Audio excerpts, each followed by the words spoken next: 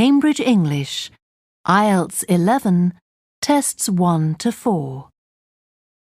Published by Cambridge University Press and Cambridge English Language Assessment 2016. This recording is copyright.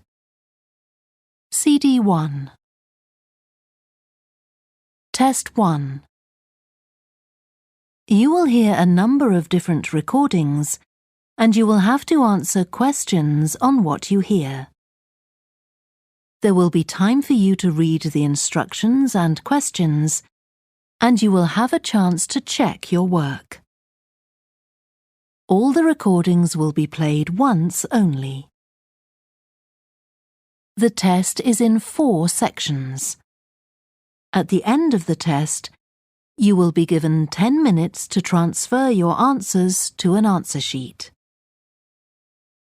Now turn to Section 1. Section 1.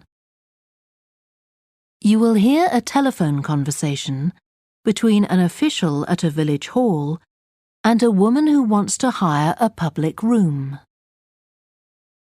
First, you have some time to look at questions 1 to 6.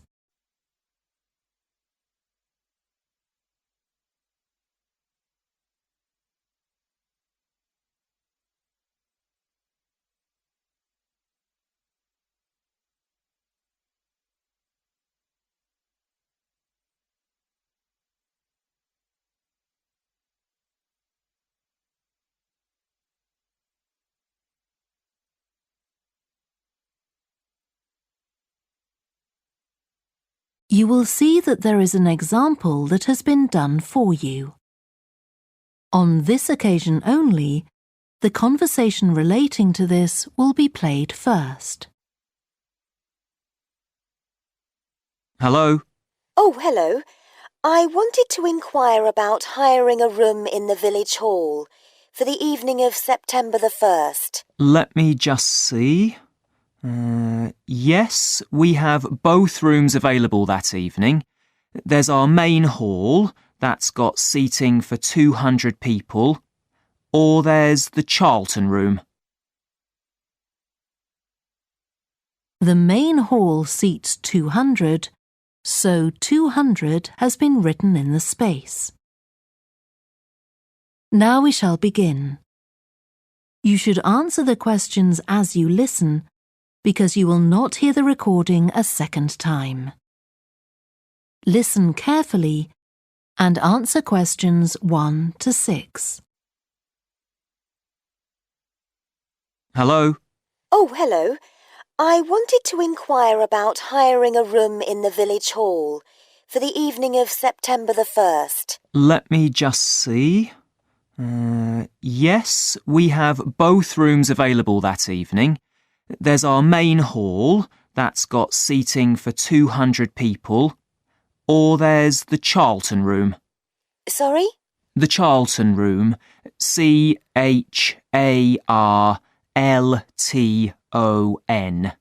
That's got seating for up to 100. Well, we're organising a dinner to raise money for a charity, and we're hoping for at least 150 people. So I think we'll go for the main hall. How much would that cost? Let's see. You wanted it for the evening of September the 1st? Yes, that's a Saturday. So from 6 p.m. to midnight, that'd be £115. That's the weekend price. It's £75 on weekdays. That's all right. And I have to tell you, there's also a deposit of £250, which is returnable, of course, as long as there's no damage. But we do insist that this is paid in cash. We don't take cards for that. You can pay the actual rent of the room however you like, though. Cash, credit card, cheque. Oh, well, I suppose that's okay. So, does the charge include use of tables and chairs and so on? Oh, yes. And what about parking? Yeah, that's all included. The only thing that isn't included is You said you were organising a dinner? Yeah. Well, you'll have to pay extra for the kitchen if you want to use that. It's £25. It's got very good facilities, good quality cookers and fridges and so on. OK. Well, I suppose that's all right. We can cover the cost in our entry charges. Right, so I'll make a note of that. Now, there are just one or two things you need to think about before the event. For example, you'll have to see about getting a licence if you're planning to have any music during the meal. Oh, really? It's quite straightforward. I'll give you the details later on. And about a week or 10 days before your event, you'll need to contact the caretaker, that's Mr. Evans, to make the arrangements for entry. He'll sort that out with you. And do I give him the payment as well? No, you do that directly with me.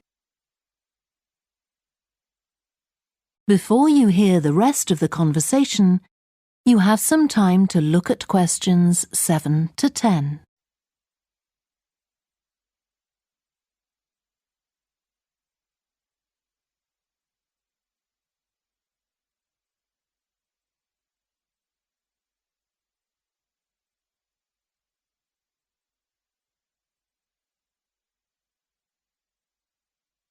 Now listen and answer questions 7 to 10.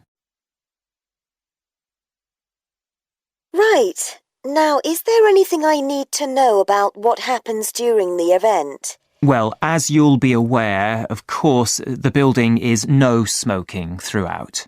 Of course. Now, are you having a band? Yes.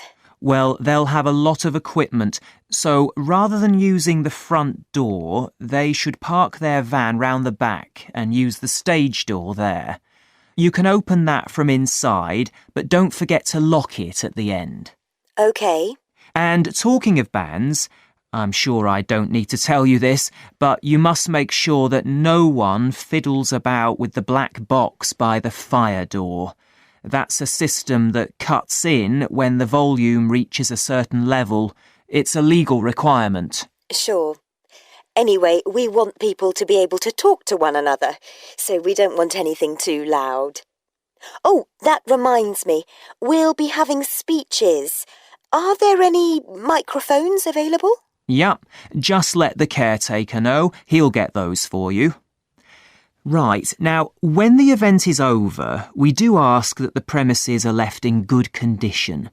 So there's a locked cupboard, and you'll be informed of the code you need to open that.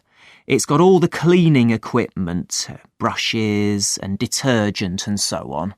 Right. So what do we need to do after everyone's gone? Sweep the floors, I suppose? Well, actually, they have to be washed, not just swept. Then you'll be provided with black plastic bags, so all the rubbish must be collected up and left outside the door. Of course. We'll make sure everything's left tidy. Oh, and I forgot to ask. I presume we can have decorations in the room? Yes, but you must take them down afterwards. Sure. And the chairs and tables should be stacked up neatly at the back of the room. I'll make sure I've got a few people to help me. That is the end of section 1. You now have half a minute to check your answers.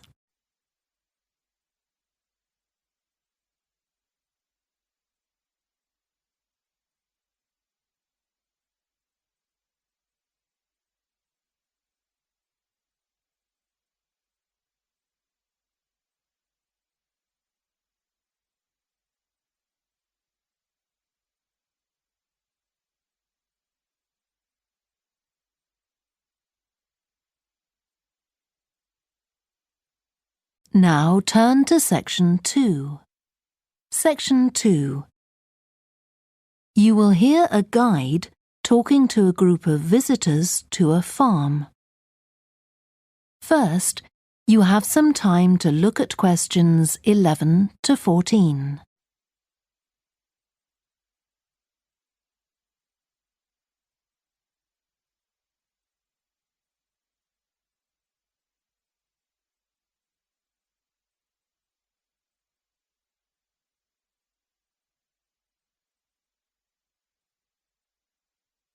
Listen carefully and answer questions 11 to 14.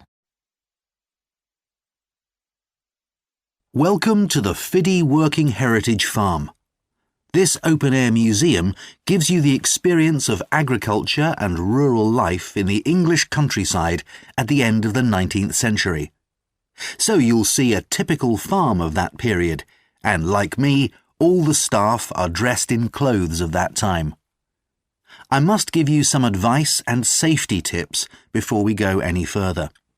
As it's a working farm, please don't frighten or injure the animals. We have a lot here, and many of them are breeds that are now quite rare. And do stay at a safe distance from the tools. Some of them have sharp points, which can be pretty dangerous, so please don't touch them. We don't want any accidents, do we? The ground is very uneven, and you might slip if you're wearing sandals, so I'm glad to see you're all wearing shoes. We always advise people to do that. Now, children of all ages are very welcome here, and usually even very young children love the ducks and lambs, so do bring them along next time you come. I don't think any of you have brought dogs with you, but in case you have, I'm afraid they'll have to stay in the car park unless they're guide dogs. I'm sure you'll understand that they could cause a lot of problems on a farm. Before you hear the rest of the talk, you have some time to look at questions 15 to 20.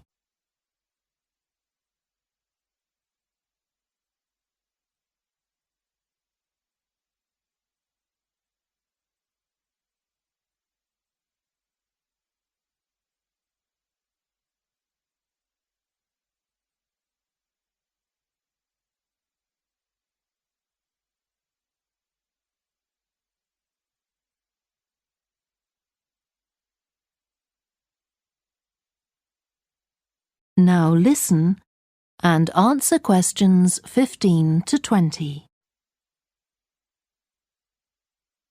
Now let me give you some idea of the layout of the farm.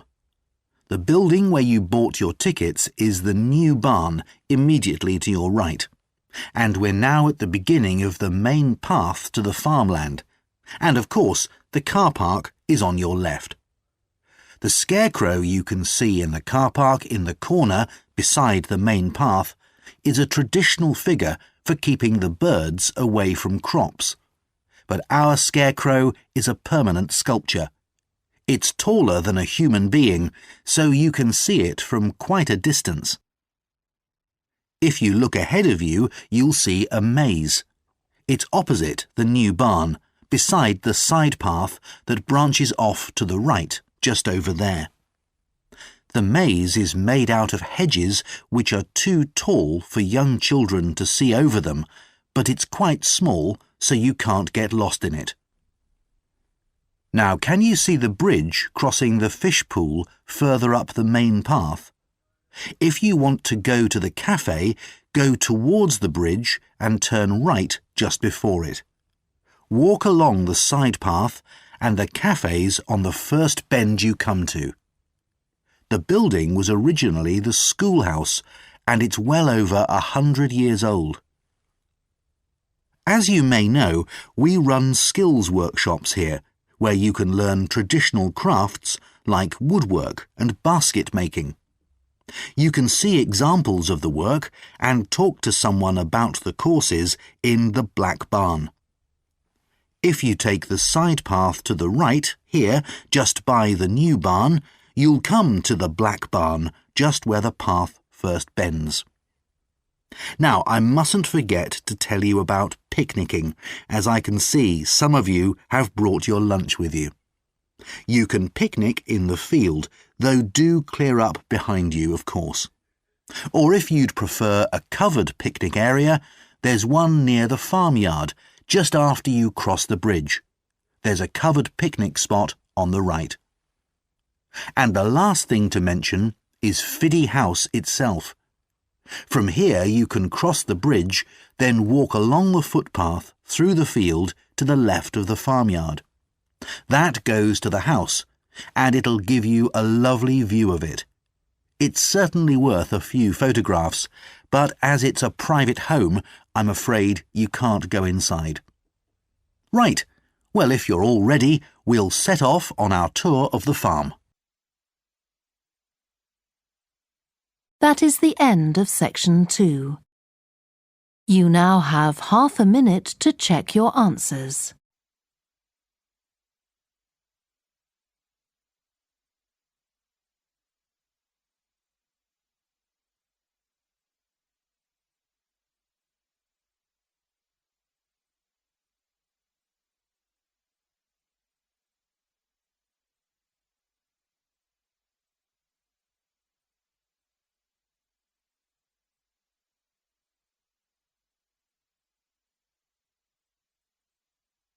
Now turn to section 3. Section 3.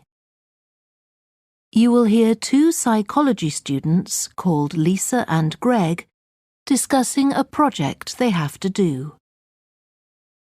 First, you have some time to look at questions 21 to 27.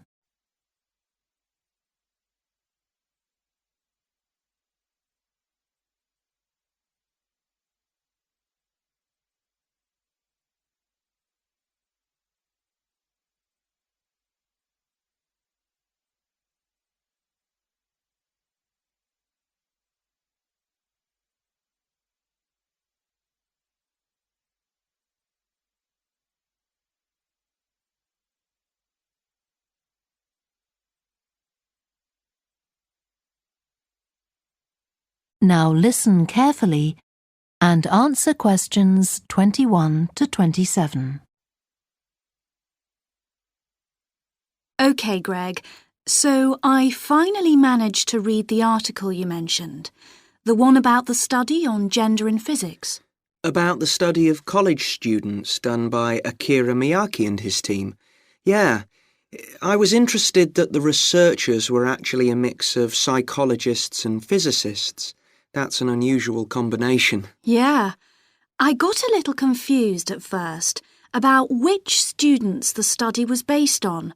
They weren't actually majoring in physics, they were majoring in what's known as the STEM disciplines.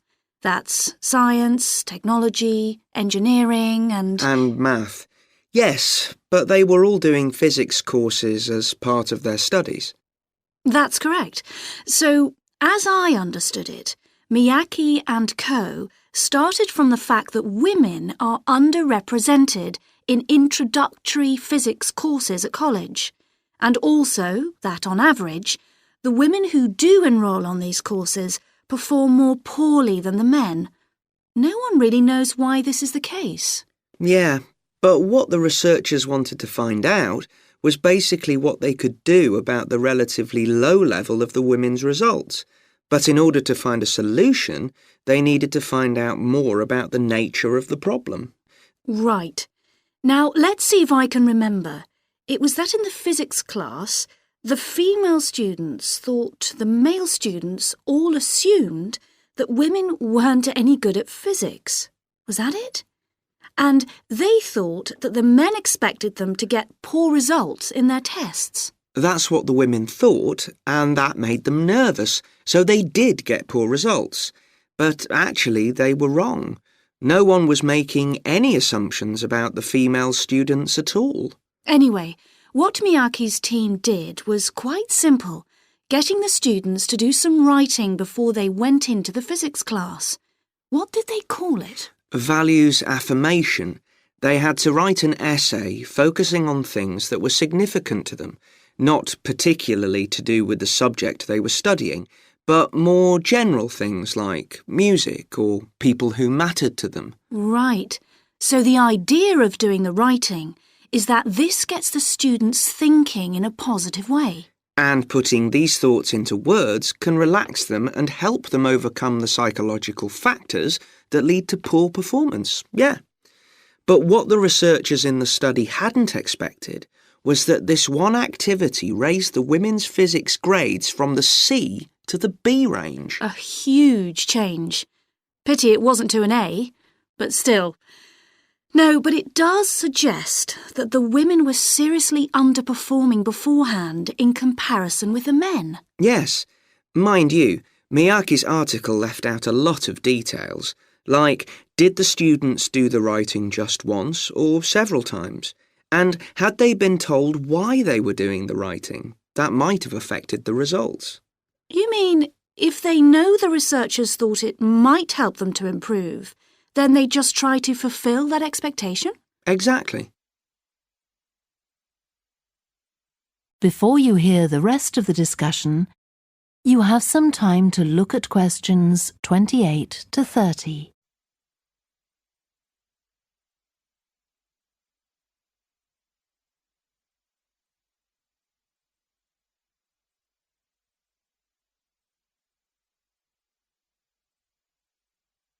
Now listen and answer questions 28 to 30. So anyway, I thought for our project we could do a similar study, but investigate whether it really was the writing activity that had that result. OK, so we could ask them to do a writing task about something completely different, something more factual, like a general knowledge topic. Maybe. Or we could have half the students doing a writing task and half doing something else, like an oral task. Or even half do the same writing task as in the original research and half do a factual writing task. Then we'd see if it really is the topic that made the difference or something else. That's it. Good. So, at our meeting with the supervisor on Monday, we can tell him we've decided on our project. We should have our aims ready by then. I suppose we need to read the original study. The article's just a summary. And there was another article I read by Smolinski. It was about her research on how women and men perform in mixed teams in class, compared with single-sex teams and on their own. Let me guess. The women were better at teamwork. That's what I expected. But actually, the men and the women got the same results, whether they were working in teams or on their own. But I guess it's not that relevant to us. What worries me, anyway, is how we're going to get everything done in the time. We'll be okay now we know what we're doing. Though I'm not clear how we assess whether the students in our experiment actually make any progress or not. No, we may need some advice on that. The main thing's to make sure we have the right size sample, not too big or too small. That shouldn't be difficult. Right, what do we need to do next? We could have a look at the timetable for the science classes, or perhaps we should just make an appointment to see one of the science professors. That'd be better. Great. And we could even get to observe one of the classes. What for? Well, OK, maybe let's just go with your idea. Right, well, I think that's everything for now. That is the end of section 3. You now have half a minute to check your answers.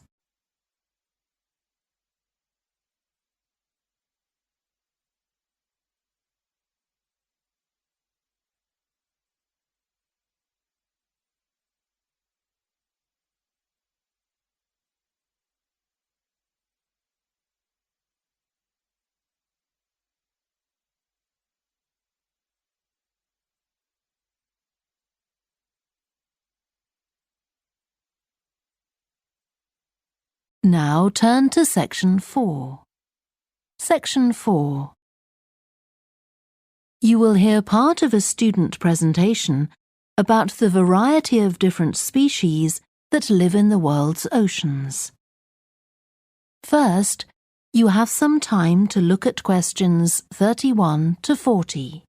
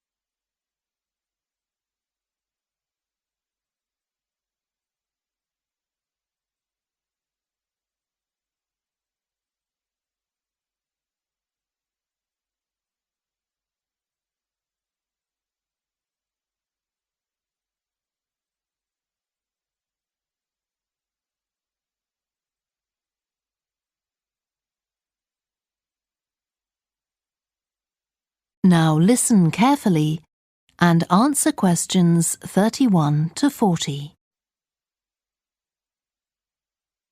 I've been looking at ocean biodiversity. That's the diversity of species that live in the world's oceans. About 20 years ago, biologists developed the idea of what they called biodiversity hot spots. These are the areas which have the greatest mixture of species. So, one example is Madagascar. These hot spots are significant because they allow us to locate key areas for focusing efforts at conservation. Biologists can identify hotspots on land fairly easily, but until recently, very little was known about species distribution and diversity in the oceans, and no one even knew if hotspots existed there. Then a Canadian biologist called Boris Worm did some research in 2005 on data on ocean species that he got from the fishing industry. Worm located 5 hotspots for large ocean predators, like sharks, and looked at what they had in common. The main thing he'd expected to find was that they had very high concentrations of food, but to his surprise, that was only true for 4 of the hotspots. The remaining hotspot was quite badly off in that regard. But what he did find was that in all cases, the water at the surface of the ocean had relatively high temperatures, even when it was cool at greater depths.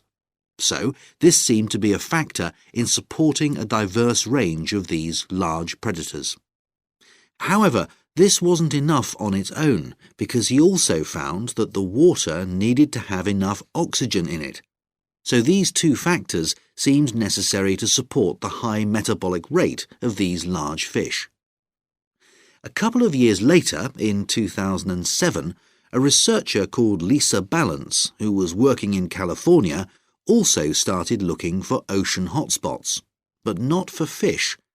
What she was interested in was marine mammals, things like seals. And she found 3 places in the oceans which were hotspots, and what these had in common was that these hotspots were all located at boundaries between ocean currents. And this seems to be the sort of place that has lots of the plankton that some of these species feed on.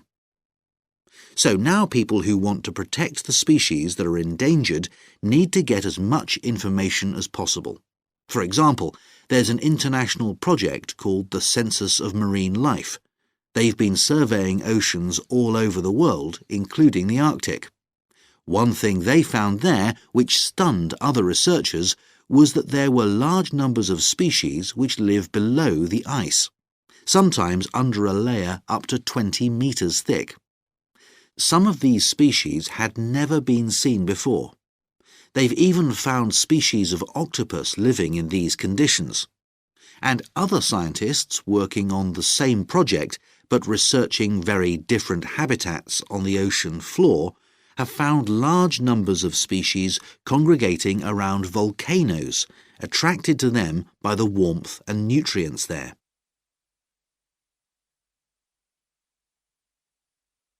However, biologists still don't know how serious the threat to their survival is for each individual species. So a body called the Global Marine Species Assessment is now creating a list of endangered species on land, so they consider things like the size of the population, how many members of one species there are in a particular place, and then they look at their distribution in geographical terms, although this is quite difficult when you're looking at fish because they're so mobile. And then thirdly, they calculate the rate at which the decline of the species is happening. So far, only 1,500 species have been assessed, but they want to increase this figure to 20,000. For each one they assess, they use the data they collect on that species to produce a map showing its distribution. Ultimately, they will be able to use these to figure out not only where most species are located, but also where they are most threatened. So, finally, what can be done to retain the diversity of species in the world's oceans? Firstly, we need to set up more reserves in our oceans, places where marine species are protected. We have some, but not enough. In addition, to preserve species such as leatherback turtles, which live out in the high seas but have their nesting sites on the American coast, we need to create corridors for migration, so they can get from one area to another safely. As well as this, action needs to be taken to lower the levels of fishing quotas to prevent overfishing of endangered species. And finally, there's the problem of bycatch. This refers to the catching of unwanted fish by fishing boats. They're returned to the sea, but they're often dead or dying. If these commercial fishing boats used equipment which was more selective so that only the fish wanted for consumption were caught, this problem could be overcome. OK, so does anyone have any questions about... That is the end of section 4. You now have half a minute to check your answers.